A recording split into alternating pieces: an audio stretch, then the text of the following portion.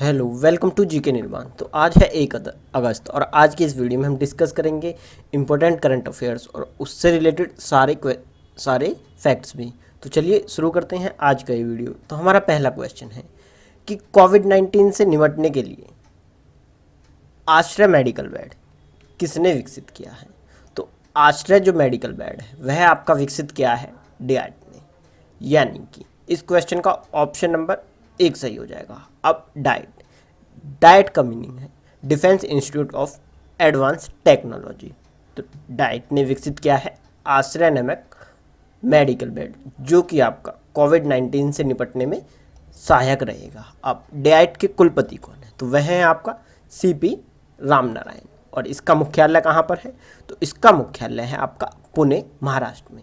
और ये है एक आपका स्टार मार्क वाला क्वेश्चन, यानी कि ये क्वेश्चन आपके एग्जाम में 100% पूछा जा सकता है। तो चलिए अब हम बढ़ते हैं अपने अगले सवाल की तरफ। तो हमारा अगला सवाल है कि सरकार की योजना जीडीपी में शिक्षा के क्षेत्र में कितना परसेंट बढ़ाने की है? शिक्षा के क्षेत्र में फंड आवंटन को कितना परसेंट बढ़ाने की है? तो आपका जीडीपी का 6% शिक्षा के क्षेत्र में सरकार जो है वह आपका प्लान कर रही है। तो जैसा कि आप सभी को मालूम होगा कि अभी नई शिक्षा नीति को मंजूरी मिली है और यह लगभग आपका 34 वर्ष बाद एक मेजर चेंज हुआ है शिक्षा नीति में। अब इसमें क्या हुआ कि भारत की जीडीपी का टोटल 6% शिक्षा के क्षेत्र में खर्च किया जाएगा, जो कि एक काफ़ी अच्छा अमाउंट है। तो जिससे क्या होगा कि भारत का फ्यूचर सिक्योर रहेगा। तो यह है एक आपका इम्पोर्टेंट क्वेश्चन। तो यह आपके एग्जाम में पूछा जा सकता है और इस सवाल का जो सही आंसर हो जाएगा वह आपका हो जाएगा ऑप्शन नंबर 3। तो ध्यान रखना है कि भारत की जीडीपी का 6% शिक्षा पर खर्च किया जाएगा। और यह कौन सी शिक्षा नीति के बाद आई? तो लगभग 34 वर्ष पहले एक शिक्षा नीति आई थी 1986 में। उसके लगभग 34 वर्ष बाद NPE 2020 आई है, जिसमें कि अब से भारत की जीडीपी का 6% लागू किया जाएगा, खर्च किया जाएगा आपका शिक्षा के क्षेत्र में। तो चलिए अब हम बढ़ते हैं अपने अगले सवाल की तरफ। तो हमारा अगला सवाल है कि राष्ट्रीय शिक्षा नीति 2020 किस निधि को स्थापित करने पर जोर देती है? तो यह आपका जोर देती है जेंडर इंक्लूजन फंड पर। तो जो राष्ट्रीय शिक्षा नीति है वह आपका जेंडर इंक्लूजन फंड निधि पर जोर देती है, यानी कि इस सवाल का जो है वह आपका ऑप्शन नंबर 3 सही हो जाएगा। तो चलिए अब हम बढ़ते हैं अपने अगले सवाल की तरफ। तो हमारा अगला सवाल है कि मूलाधार और साक्षरता पर राष्ट्रीय मिशन किस मंत्रालय द्वारा शुरू किया जाएगा? तो यह जो आपका साक्षरता पर और न्यूमेरिक्स पर आपका जो मिशन शुरू किया जाएगा वह आपका किया जाएगा मानव संसाधन व विकास मंत्रालय द्वारा। और इसका अब नाम बदलकर क्या कर दिया गया है? तो इसका नाम बदलकर कर दिया गया है शिक्षा मंत्रालय, यानी कि इस सवाल का ऑप्शन नंबर 2 सही हो जाएगा। तो चलिए अब हम बढ़ते हैं अपने अगले सवाल की तरफ। तो हमारा अगला सवाल है कि केंद्र सरकार ने 2035 तक उच्च शिक्षा में GER कितने परसेंट रखने का लक्ष्य रखा है? तो GER यानी कि ग्रॉस एनरोलमेंट रेशियो अर्थात सकल नामांकन अनुपात कितने परसेंट रखने का लक्ष्य रखा है?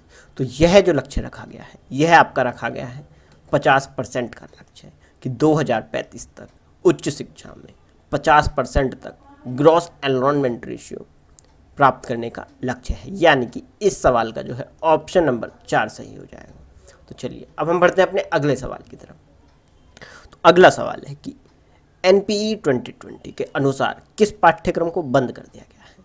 तो आपका NPE 2020 के अनुसार जो MPhil कार्यक्रम था, ये जो पाठ्यक्रम था वह आपका बंद कर दिया गया है, यानी कि इस सवाल का ऑप्शन नंबर 4 सही हो जाएगा। तो चलिए अब हम बढ़ते हैं आगे की तरफ। तो अगला सवाल है कि हाल ही में मादक द्रव्यों के सेवन, विकार और व्यवहार व्यसनों के प्रबंधन के लिए मानक उपचार दिशा निर्देशों के नामक पुस्तक किसने लॉन्च की? तो standard treatment guidelines for management of substance use disorder and behaviour addiction. तो इसकी नामक जो बुक है वह आपका लॉन्च करी डॉक्टर हर्षवर्धन ने, जो कि है हमारे केंद्रीय स्वास्थ्य और परिवार कल्याण मंत्री, तो डॉक्टर हर्षवर्धन, यानी कि इस सवाल का ऑप्शन नंबर 4 सही हो जाएगा।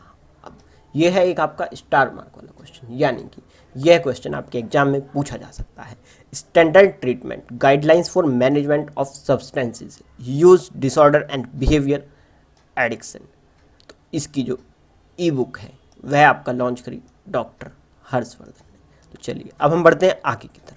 तो हमारा अगला सवाल है कि भारत इंडोनेशिया रक्षा मंत्रियों का संवाद किस शहर में आयोजित किया गया।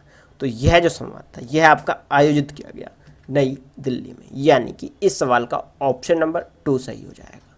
तो चलिए अब हम बढ़ते हैं आगे की तरफ। तो आगे है कि हाल ही में नरेंद्र मोदी ने प्रवीण जुगनाथ के साथ किस देश के सर्वोच्च न्यायालय भवन का उद्घाटन किया।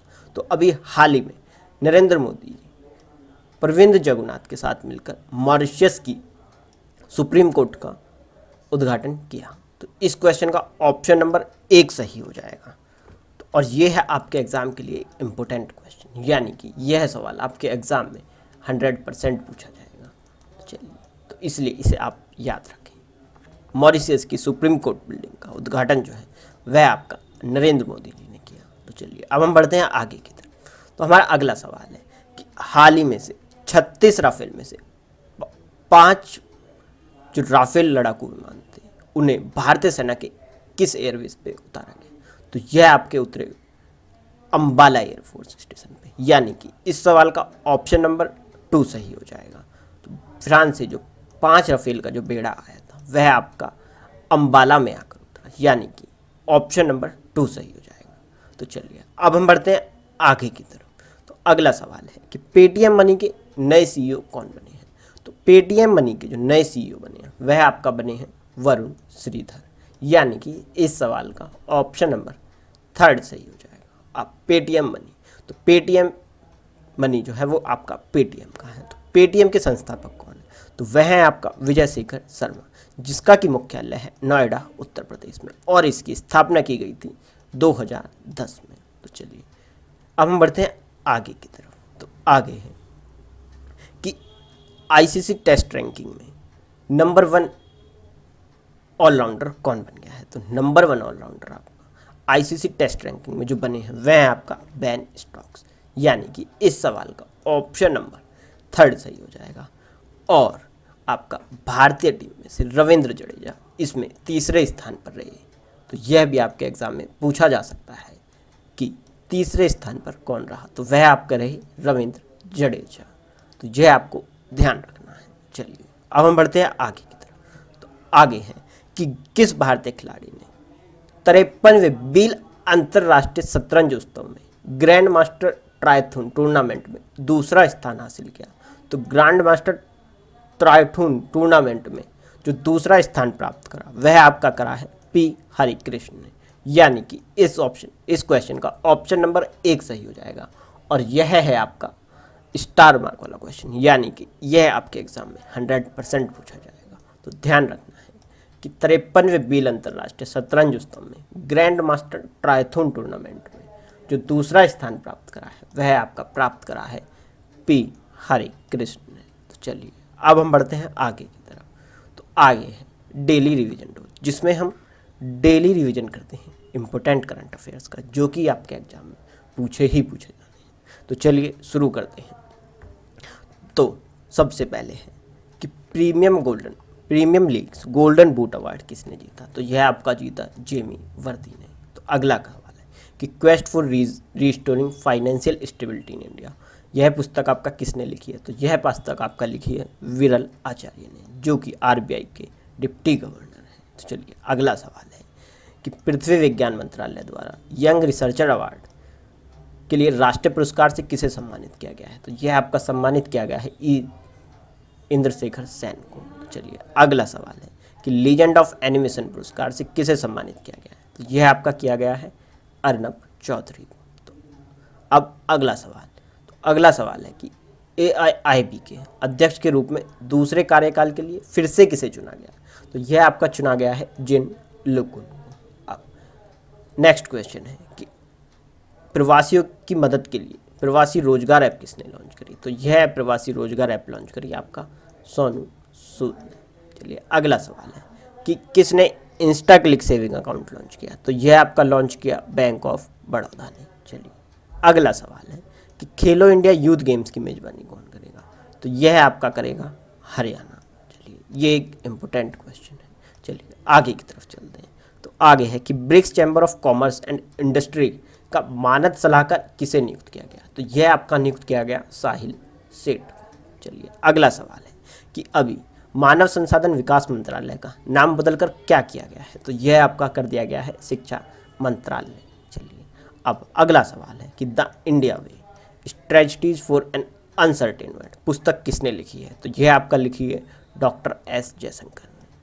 अब अगला सवाल है कि भारत की पहली शहद परीक्षण प्रयोगशाला कहाँ स्थापित की गई? तो यह आपका स्थापित की गई है आनंद नामक शहर, जो कि है आपका गुजरात में। चलिए अगला सवाल है कि स्टारिन ग्रैंड प्रिक्स और हंगरी ग्रैंड प्रिक्स 2020 रेस किसने जीती? तो यह आपका जीती है लुइस हैमिल्टन ने। अब अगला सवाल कि हॉकी इंडिया के नए अध्यक्ष कौन बनाए गए? तो यह आपका बनाए गए हैं ज्ञानेंद्र निकुम्भा। चलिए अगला सवाल कि मानवता के लिए गुलबेंकिन पुरस्कार किसे दिया जाएगा? तो यह आपका दिया जाएगा ग्रेटा थुनबर्ग। चलिए नेक्स्ट क्वेश्चन है कि ग्लोबल ह्यूमैनिटेरियन अवार्ड 2020 से सम्मानित किया गया है किसको? तो यह आपका सचिन अवस्थी को सम्मानित किया गया। चलिए नेक्स्ट क्वेश्चन है कि किसे वॉन कर्मन पुरस्कार 2020 से सम्मानित किया गया है? तो यह आपका सम्मानित किया गया है के सिवन को। चलिए नेक्स्ट क्वेश्चन की तरफ चलते। तो नेक्स्ट क्वेश्चन है कि एडीबी का नया उपाध्यक्ष किसे नियुक्त किया गया? तो वह आपका नियुक्त किया गया अशोक लावासा। चलिए अगला सवाल है कि अ सॉन्ग ऑफ इंडिया पुस्तक किसने लिखी? तो यह पुस्तक जो आपका लिखी है वह आपका लिखी रस्किन बॉन्ड। चलिए नेक्स्ट क्वेश्चन की तरफ चलते हैं। तो नेक्स्ट सवाल है कि दादा साहब फाल्के पुरस्कार 2020 जीता है? तो यह आपका जीता है केसंग दिठोंग डॉक ने। चलिए अगला सवाल है कि बर्न्ट शुगर या गर्ल इन वाइट कॉटन नामक पुस्तक किसने लिखी है? तो यह पुस्तक आपका लिखी है अवनी दोषी ने। चलिए अब अगला सवाल कि विश्व व्यापार संगठन के द्वारा ऑब्जर्वर का दर्जा किसे मिला? तो यह दर्जा जो मिला है वह आपको मिला तुर्कमेनिस्तान को। चलिए अगला सवाल कि पृथ्वी विज्ञान मंत्रालय द्वारा लाइफ टाइम उत्कृष्टता पुरस्कार से किसे सम्मानित किया गया? तो यह आपका सम्मानित किया गया प्रोफेसर अशोक साहनी को।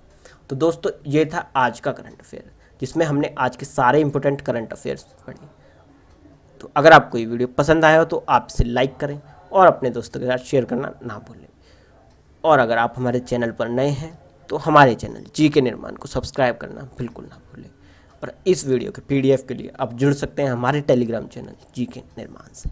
फिर मिलेंगे एक नई वीडियो के साथ, तब तक के लिए जय हिंद जय भारत।